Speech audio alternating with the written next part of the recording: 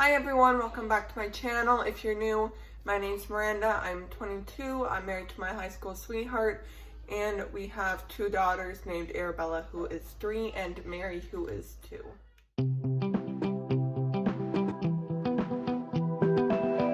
Today I just want to talk about tips for new moms. They're not like little tips like, oh, use zipper like sleepers and stuff like that. Like, they're actual like tips to help you out.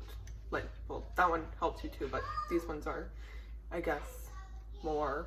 So tip number 1, set boundaries with other people and your children, other people and you. If you don't want any visitors in the hospital, don't have any visitors. If you don't want any visitors when you get home with the babies for the first few days, a month, whatever, don't have any visitors. You can have a support person if you want. That's someone who you are like really comfortable with and they help out around the house and stuff.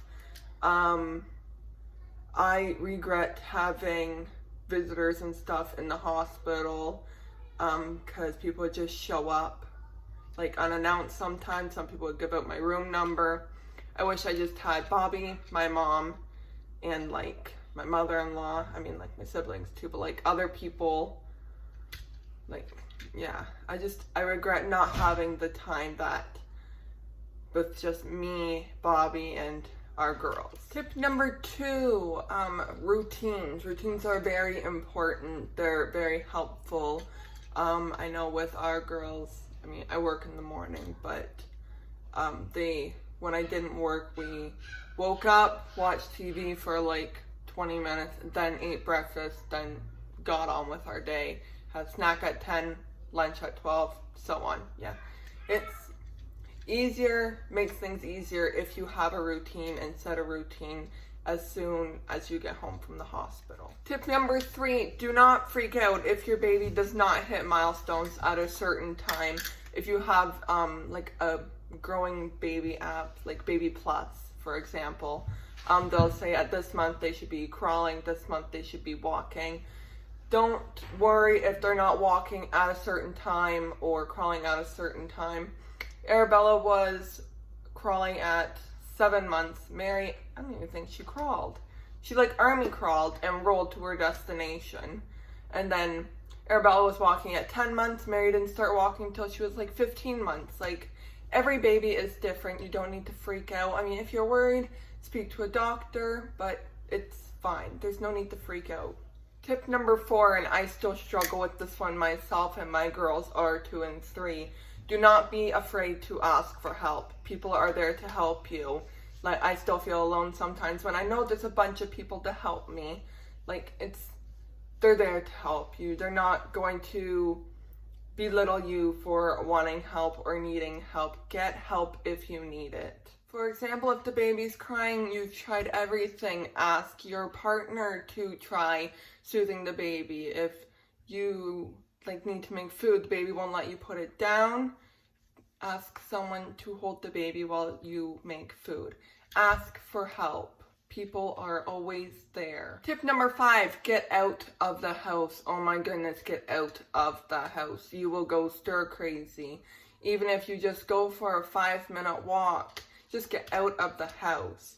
Like, plan a day, maybe like once or twice a week. Go to the grocery store, do something. Just make sure you get out because you're gonna go nuts staring at the same 4 walls all day, every day. Tip number 6, take a break if you need one. You're not a bad parent if you need to take a break.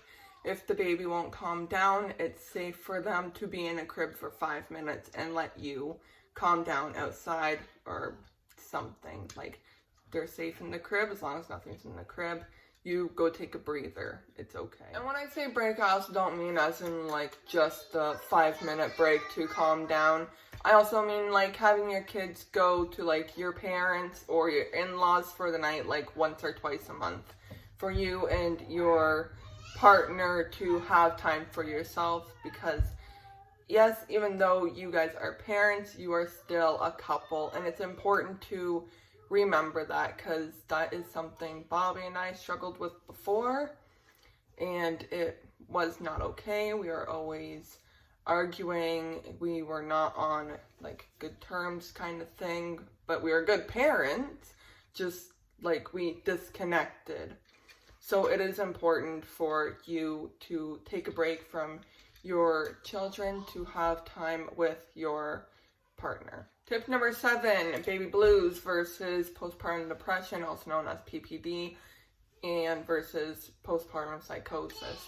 Baby blues, I got that. You get it at like, I don't know, 3 days after you have a child. It's just, you're really sad and all that. Postpartum depression, you can actually get it up to the child is 2 years old, and like you just feel distant from your child, feel distant from your family, you're frequently crying. Psychosis, that's a very serious one that puts you and your child at in harm's way or in danger.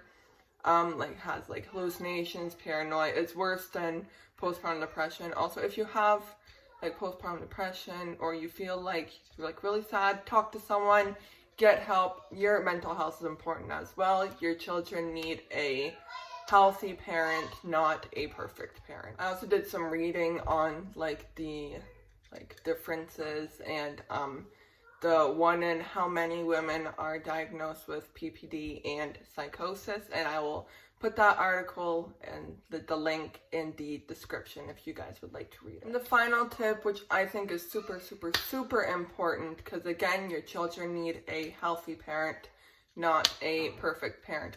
Make sure you take care of yourself. You do self-care. It's very important. Shower if you need to shower. Make sure you brush your teeth. Make sure you brush your hair. Get changed out of the pajamas that you're wearing yesterday and get into, I don't know, new pajamas if you want to, or get dressed, get out. Frigging, I don't know, wash your face like every night before you go to bed. Just make sure that you are doing self-care or taking care of yourself. You need to eat, you need to drink. It's very important. But that is all the tips that I have today. If you guys have any comments, feel free to comment them below. If you have any tips as well, your opinion, and like, share, comment, and don't forget to subscribe, and thank you so much for watching.